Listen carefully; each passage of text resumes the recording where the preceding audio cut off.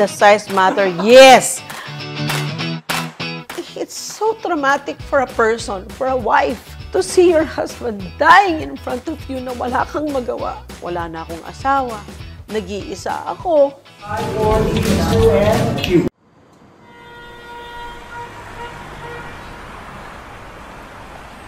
Pag-usapan natin mga nakaraan at ngayon, ikwento muli ang mga nagdaan kahapon. We can laugh and cry as we reminisce the times, talk about the highs and lows of life.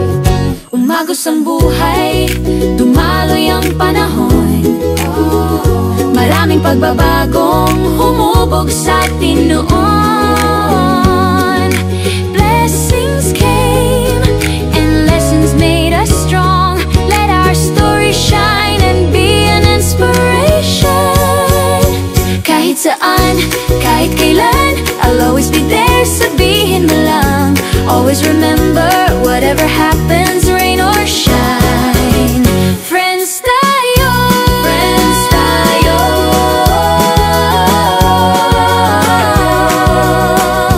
Rain or shine, friends tayo.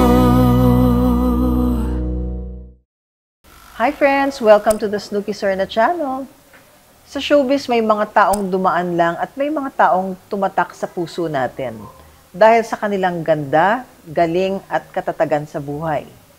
Today, we sit down with one of Philippine showbiz's iconic actresses. Wow. She is grace, talent, and strength personified. Please welcome for the second time here on our channel, my dear friend, the beautiful Miss Dina Bonvi. Wow!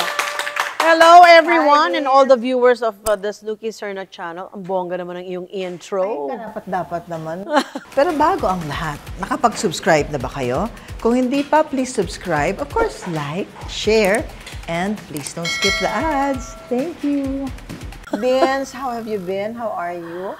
I'm okay. I would say better than how many months ago. Vince, kamusta ang puso mo? Siguro if you asked me that question last January, iba yung isasagot ko sa'yo. Kasi kumbaga wasak ang puso ko noon. Pero now, I'm better. My heart is full. Parang it's full of God's love for me, my children's love for me. And parang now I see the positivity in things. You personify strength. Talaga? Oo. Grace, under pressure. Assessing your life and experiences, Dins, masasabi mo bang life has softened you or made you stronger? Well, I can always say that life has made me stronger, but there were many times in my life na I felt na I was so soft, I was weak. Like when my husband passed away, parang feeling ko, ang tapang-tapang ko, I'm very strong, kaya ko lahat.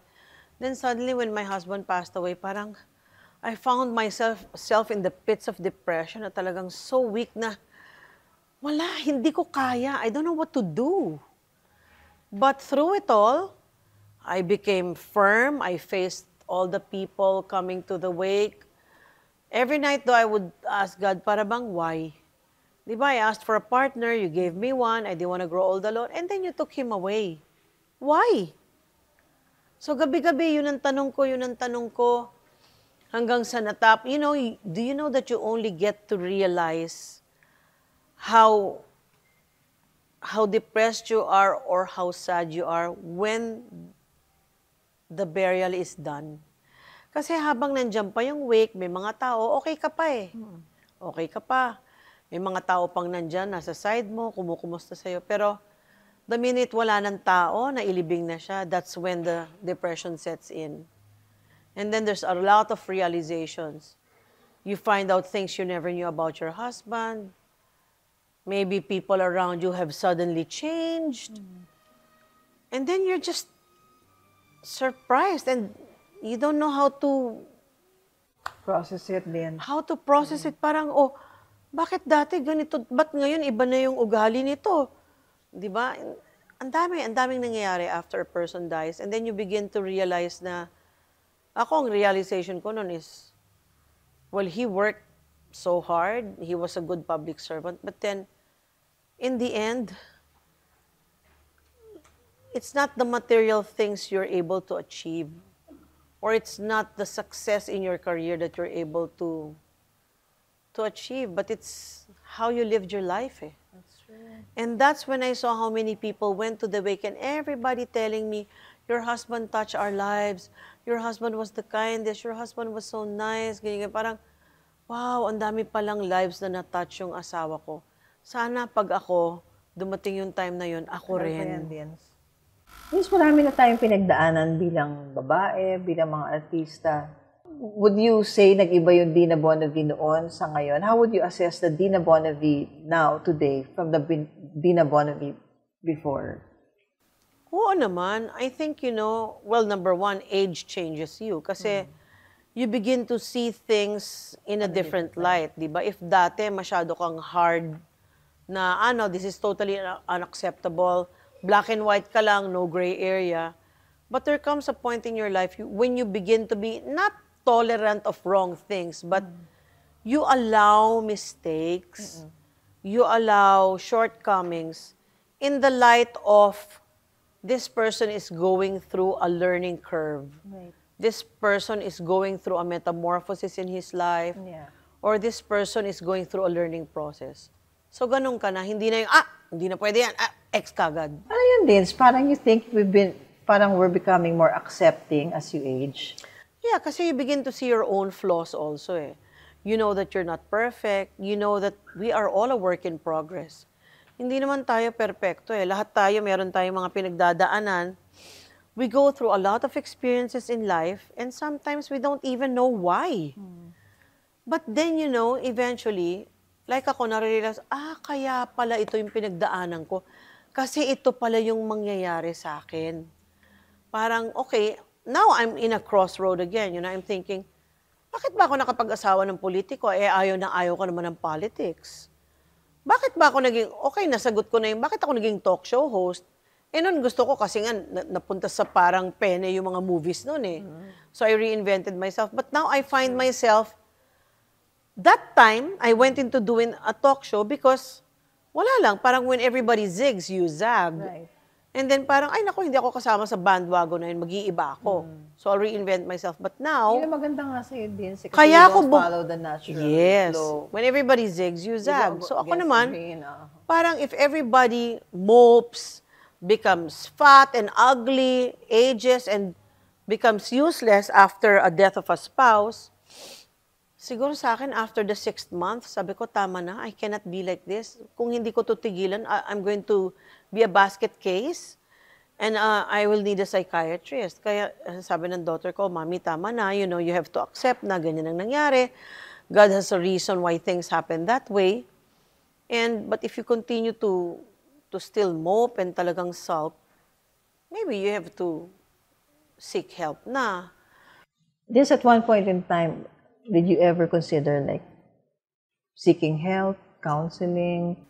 Alam mo, for a while, I thought baka kailangan ko ng to see a shrink or to see a psychiatrist kasi na-trauma ako, Cooks, when I saw my husband dying in front of me. First of all, di ba sumakit yung lower back niya, lahat na ng pain relievers, ganyan-ganyan. Nobody knew it was, an abdominal aneurysm. So, di ba, uminom siya, parang norungaw siya sa dami ng painkillers. Bumagsak siya doon sa kwarto. Una, I was taking a bath eh.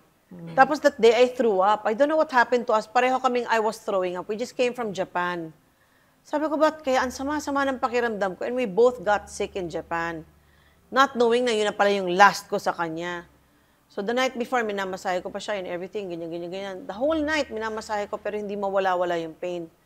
Then sabi ko, okay, I'm gonna take a bath because I need to see my kids. Kasi hindi ko sila nakita nung New Year. At saka nung Christmas was the last time I saw them before Christmas. So usually, may New Year get-together kami. So dapat that day, kikitain ko sila. So sabi ko, maliligo na ako. And then, biglang, parang narinig ko yung PA ko na sabi niya, Ma'am, si Sir. Kasi nakita niyang tumayo from bed, pero parang ganun daw, parang hilo. So, tumakbo ako kagad. I just came from the shower. I was actually trying to dry myself, pero nung narinig ko yung yapak na dug, sabi ko, ano yun? Tamang-tama, paglabas ko sa banyo, pagtingin ko, bumagsak siya sa harapan ko. Doon natakot na ako, and then tinakbo na namin sa hospital and everything. Anyway, long and short of it, walang mga doktor kasi holidays pa eh. Parang sasabihin sa'yo, walang doktor na sasama sa ambulance. Although minamadali mo na, please, this is a ticking time bomb, kailangan na siyang ma-opera. So we were waiting until 1:30 ng umaga. Parang nandito na kami, we had to wait for a doctor to join the ambulance kasi hindi pala pwedeng walang doktor yung ambulansya kapag ganyang kaso. So finally, there was a young doctor who agreed na, okay, sasama ako sa ambulansya. Kasi yung hospital na pinagdala namin siya, wala daw silang magandang post-operative care. Okay. Pero yung hospital na pinaglipatan namin sa kanya na I didn't want that hospital, I wanted a hospital closer kasi matatagtag siya sa biyahe. Pinilit niya doon daw kasi yun daw yung gusto ng friend niya na doktor na dyan ka. Meron akong nirefer na doktor. Pagdating doon, siguro another 2 hours kami doon sa emergency room, walang doktor. Finally, sabi ko, I demand na kausapin siya ng doktor kahit na video man lang. So, kinausap siya, don't worry, I'll operate you at 8:30. Next day, dumating, 10:30 siya, winil in. So, another 2 hours. Nag-rupture na yung aneurysm, but it's safe kasi hindi naman kumalat, ganyan-ganyan. So, ako naman, sabi niya, it's going to take a good 30 minutes, we'll be fast, ganyan-ganyan. And then it ran from 10:30, 11:30, 12, hanggang sa 6:30 na, wala pa rin. Doorbell ako ng doorbell doon sa operating room para, what's going on? What's going on? Bakit walang update? Pinaalis ako doon sa waiting area. Sabi ko, gusto kong manood. Di daw pwede. So, can you imagine yung stress ko na hindi pwedeng manood. And finally, nung nilabas siya, ganun pa rin siya ng ganun. Sabi ko, normally, ang tao, pag linalabas from the operating room, recovery room, kalma. Kalmado. Pero when they took him out, he was ganyan siya ng ganyan. So sabi ko, hindi siya relaxed. Bakit ganun? Parang, wala bang pain reliever? Ibig sabihin, he's still in pain. Kasi bakit ganun siya linabas? So, I was already worried hanggang sa tuloy-tuloy na yon. It's so traumatic for a person, for a wife, to see your husband dying in front of you na wala kang magawa. And for months, Cookie, I would wake up in the middle of the night and see the whole scenario in front of me. Parang, tapos, panaginip or vision lang ba yun? Or was it in my imagination? Sometimes, I'm lying down, di ba, sa right. Buti my sister was so nice to stay with me during that time. Pero, on the left side of the bed, minsan when she would go home to her house, I could feel na biglang may humiga sa tabi ko. Then sometimes I'd feel na I'm sleeping, tapos biglang, kunyari sabihin ko, Chuch, I miss you so much. I miss your embrace. And then you'll feel na parang may yumakap sa'yo. There were days na basang-basa yung unan ko sa luha. Sabi ko, hindi ko na kaya. Nahiga lang ako doon sa floor, talagang ganyan. Sabi ko, Lord, patayin mo na ako. Kunin mo na lang ako kasi ang sakit na talaga. Hindi ko na kaya. But, yun na nga. So, sabi ko, baka I need to see a shrink because I kept seeing that vision eh, yung replay sa utak mo yung kung paano siya namatay. Parang if I close my eyes, post-traumatic syndrome. I was just praying and praying. Buti na lang, my sister who's also so grounded in the Lord, talagang, Dina, this is just a test. Don't allow the devil to, to take over your life, ganyan-ganyan. God has a reason kung bakit ito nangyari. Parang just pray and pray. So every day I would say, nung una, Lord, why did you take him? Why did you take him? Sabi niya, stop asking God why he took your husband. There's a reason for everything. Maybe his purpose in your life is already finished. And like sabi ng isa kong sister-in-law, this is a borrowed life. We don't know what's gonna happen to our lives, diba? Borrowed itong lahat. The best we can do is to live it the best way we can. To be of service to others, to be the best person we can ever be. Amen. Based on the talents and skills given to you. based on the resources given to you. How can you share it? How can you be of service to others? Yun, and then I started saying, you know what, in hindsight, why do I need to keep focusing on what I don't have? I kept on focusing yung wala na akong asawa, nag-iisa ako, paano yan, matanda na ako, 63 na ako, magtatrabaho pa ako ng todo-todo na dapat sana, relax na lang ako, you know, nandyan naman yung mga restaurants, but it didn't happen that way. Ang dami kong questions until I told myself, okay, Lord, hindi ko na questionin yan. I will change the negative to positive. I will see what I have. But now I see, you know, all I had to do was to look at what you gave me and what maybe I haven't used or I stopped using. So this is where I'm starting again. I'm using this talent that was given to me to host, and I'm still waiting. From here, where do I go? But I'm taking it a step at a time. Your children, they're hosting with you now in the show. Yeah. And they've grown up to be responsible adults. Namana ba nila sa'yo yung strength mo? Well, sa akin, ako, yung parenting skill? honestly, nagulat ako sa mga bata. Maybe kay Danica, hindi masyado because I've always known her to be an outspoken person. And, I mean, she was hosting naman even before. But, ang nagulat ako kay Tin, kay Oyo, tsaka kay Mark. Kasi, Marunong din pala mag-host. alam mo, si Tin, she's such a private person. And si Oyo, he's not the type. Oyo's also not the, hindi siya outspoken na tao. Tahimik lang yan eh. Pero nagulat ako sa lalim ng mga sharing nila. So then I saw na, yung mga times pala na we discuss the Bible, yung mga times pala na, sometimes it's not even the Bible. We just discuss, experiences in life. Or, para bang, Mami, kwento sa amin, what happened, ganyan. How did you feel then? What were your stumbling blocks before? I share my life experiences with them. Napupulot pala nila yon. Diba? And then they were becoming deeper and deeper in their faith. And then they're able to share. Sabi ko, wow, I'm beginning to even discover them more and more than how I knew them before. That's true. And you're a lola now, Dians. I know. Kamusta naman ang pagiging isang beautiful lola? 9 times a grandmother. Kasi Danica has 3 and Tin has 6. Oh, 6 pa ang apo mo kay Tian. 6 nga ba? Wait, si Kiel, si Andrea, Caleb, Vin, Memorize Isaac, ang pangalan and ng mga Theo. apo niya. Yeah. 5 biological children and 1 adopted. So 6. Katuwa And Danica naman. has 3, so 9. Dians, how do your apos call you? Mama D. Mama D. I'm not a spoiler though, as a I was lola. gonna ask, ang galing ng... I'm not a spoiler. When I spend time with my apos, when I find the chance to tell them, kunyari, nasa table kami, this is not the way, anak. This is how you do it. These are your table manners, ganyan-ganyan, okay? Hindi ako spoiler. Disciplinarian akong lola. Pero kung halimbawa, stricto ako sa mga anak ko, hindi naman ako ganun ka-tough sa mga apo. Hindi naman. Kasi I don't wanna cross the line. Going to your career naman, Dians, ang dami mo mga projects, movies, TV, stage, even. Among all those, ano ba yung favorite project mo? Maybe sa movie, and I always say this, my favorite was Gumapang Ka sa Lusak.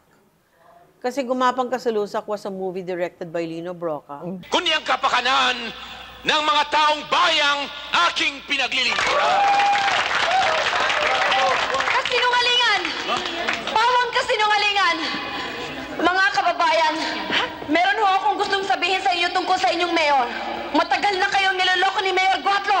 Siya ho ay isang mamamatay tao. And that was a movie that was actually a political expose. Ako kasi parang ang feeling ko, even for this show, we have to stand to speak the truth. And to lead people to stand by that ground na, as taxpayers or as Filipinos, Dians, meron tayong buzzer question from Casey. Hi, Miss D. It's me, Casey. I have a question. If you could give advice to today's young actors, what would it be? I haven't seen you, my dear. Say hi to your mama. Na love ko din yan si Sharon. Ako, ang advice ko lang, sa mga actors, it's not an accident that God gave you that talent, but that talent is not just for you to enrich yourself. You should use the talent to bring people to Him and to bring projects from which they will learn things from, which will always be for the greater glory of God. Yes, how do you view the younger generation now? The younger generation of actors, specifically? Well, I must say there are young actors na katulad nung time natin na talagang mapagpursige, they study their script, they are devoted to their craft, they're very professional. Pero there are some naman na parang nandyan lang, parang i-flex yung mga whatever, mga worldliness eh. May mga ibang young actors na kulang na lang maghubad. Parang ba't nagdamit ka pa? Sana hinubad mo na lang lahat. Kasi makikita mo sa pananamit nila. And, you know, I'm sorry, pero for me kasi, Honestly parang tinitingala speaking. kayo ng tao eh. Be a good example. True naman. Hindi naman, and then sometimes their moral values are so wayward. Parang, oh! Sa mga pinagdaanan mo with your past relationships, how do you look at love and men these days? Actually, hindi ko naiisip ang men ngayon eh. Parang, yung mind ko is ako muna. Parang first, I need to heal. Yeah. And I think I'm healing naman. Kasi parang hindi ko na question si God eh. Parang, hindi ko alam, I cannot read your mind, but I just know, kasi di ba sabi niya, for I have plans for you. Plans to prosper you. Plans to give you a hope and a future and not to harm you. So I just bank on that. Na okay, this is God's promise to me. He's not going to forsake me, but I just have to be patient to wait. So yun munang gusto kong malaman, ano po bang gusto nyong gawin ko sa buhay ko para sa inyo po? Kasi if you'll ask me now, there was a time I wanted to die. Parang Lord, kunin mo na ako, ba't pa ako mabubuhay? Matatanda na yung mga anak ko, may mga asawa na sila, o nasa 40s na yung mga anak ko. May mga pamilya na sila. Do you think they're gonna spend time with me? Siyempre, dun sila sa pamilya na, pwede mo na akong kunin, Lord. I've lived a good life and thank you for blessing me and thank you very much. I want to die. Pero this, And then sabi ni Danica, Mami, marami ka pang gagawin. So this I want to know. Parang, Lord, ano pa bang gusto mong gawin ko? Pero this, you're still open with the possibility. Ako lang makakatanong nito sa'yo, with the possibility of falling in love pa.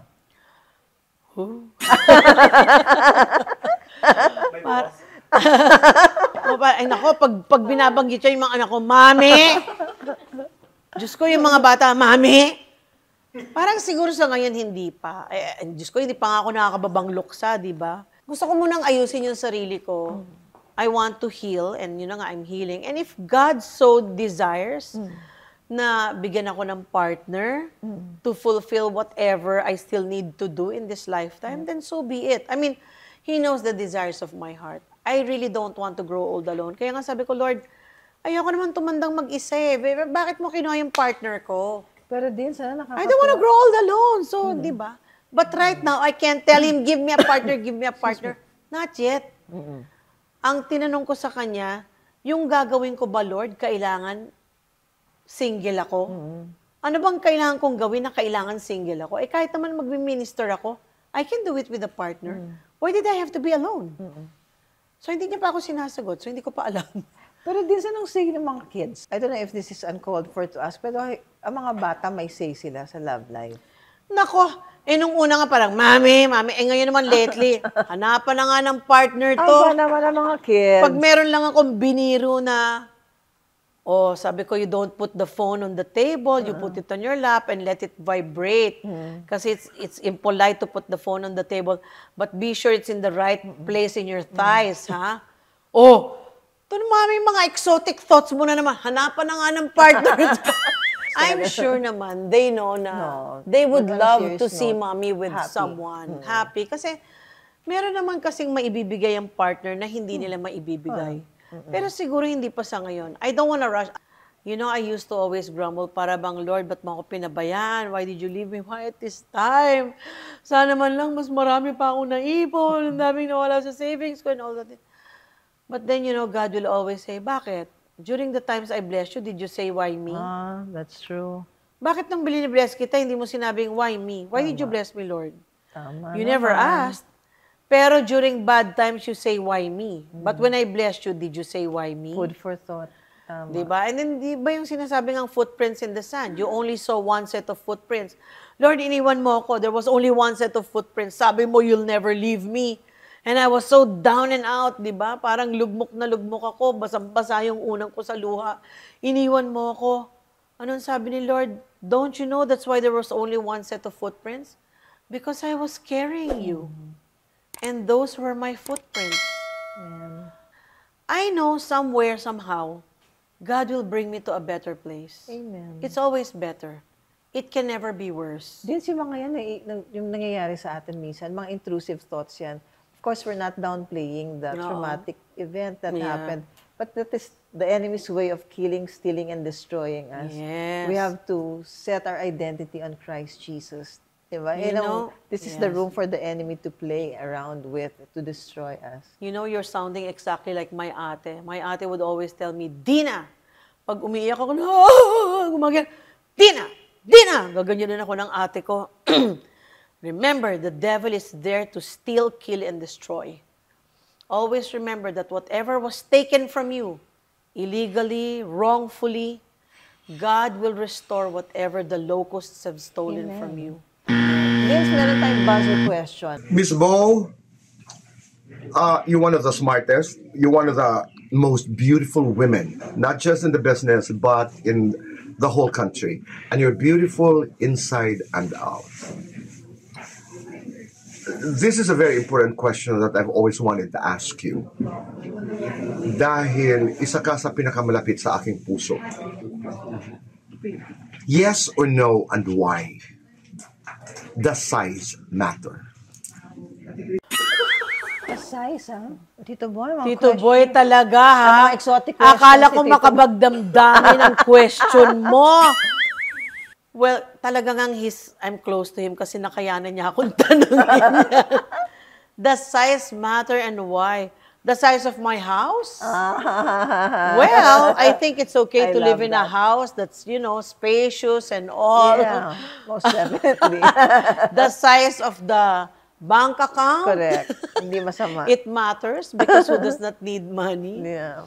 But if you're thinking about the exotic part of it, or the erotic part of the size, well, at least what matters is if that size can please you. For as long as it can please you, it can serve you in the best way you want to feel, then it doesn't matter. I mean, that's it. Thanks, Dian. Miss Tito Dina. Boy talaga, I love you. I love you talaga.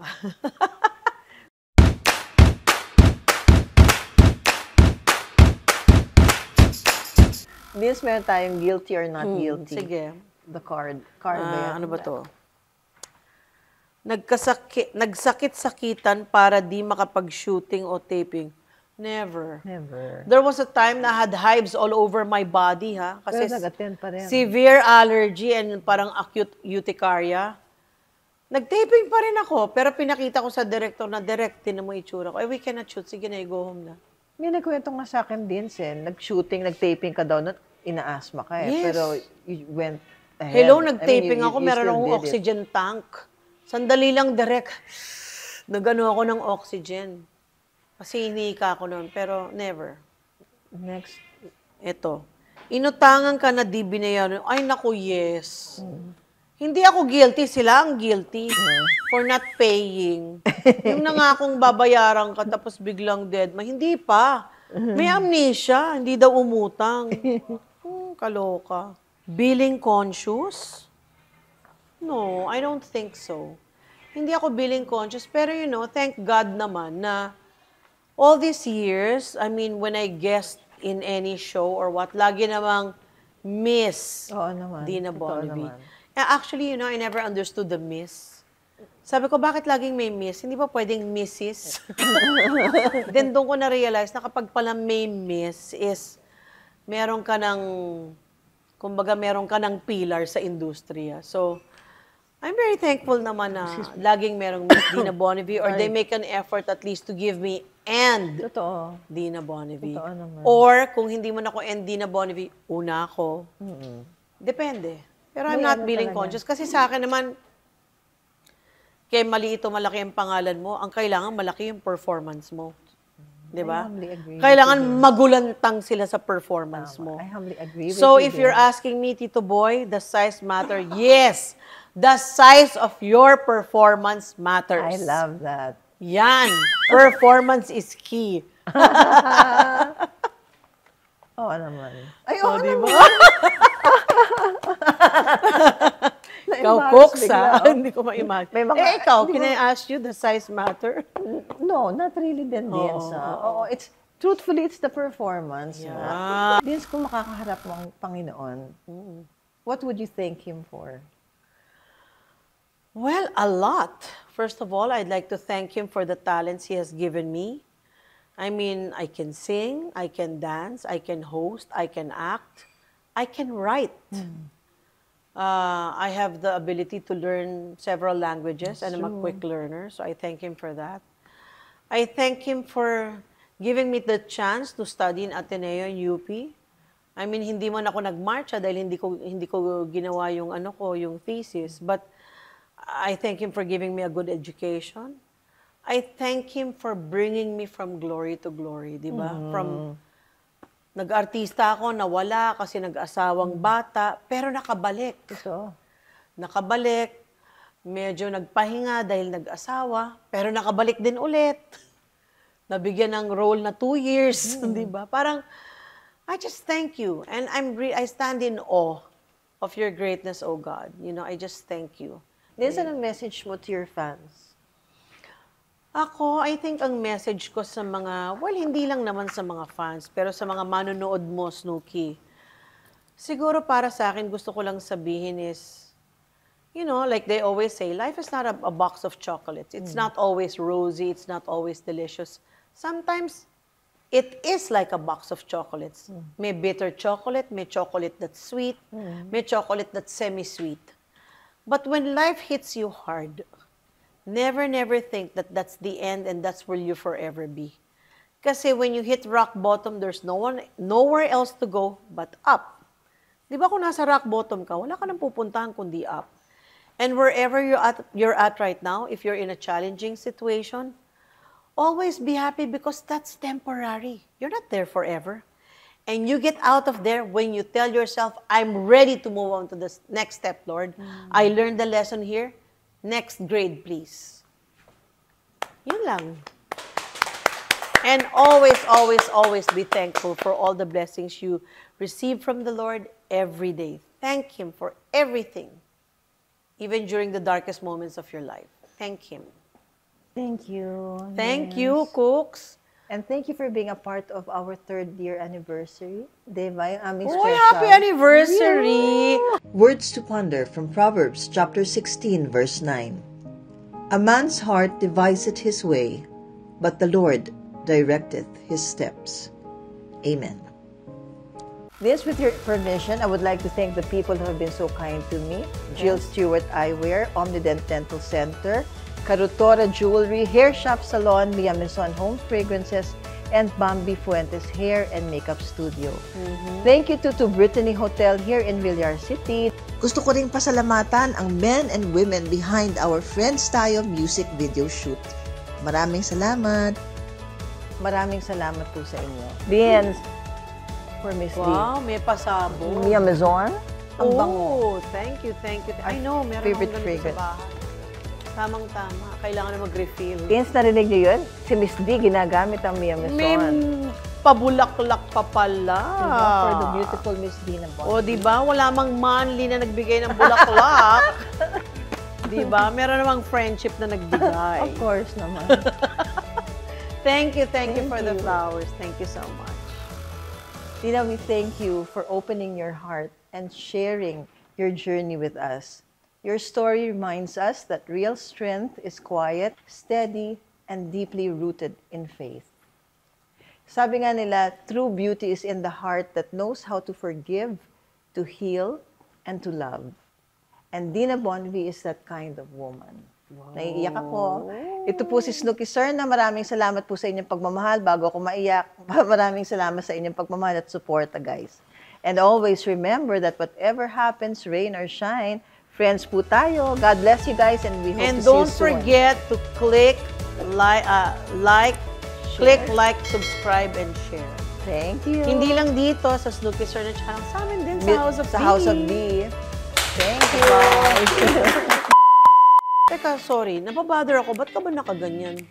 Ba't ka nakaganyan? Akala ko ayaw niya kaming marinig. Yellow, Ano mellow, yellow. yun? Ating gabi na ba't naglalabas ng mga pusa? Tao yata yun eh, ginugood time tayo. So, on a serious note, Hindi ba tayo serious kanina? parang kasi si Tito Boy, mga exotic question. Oo nga.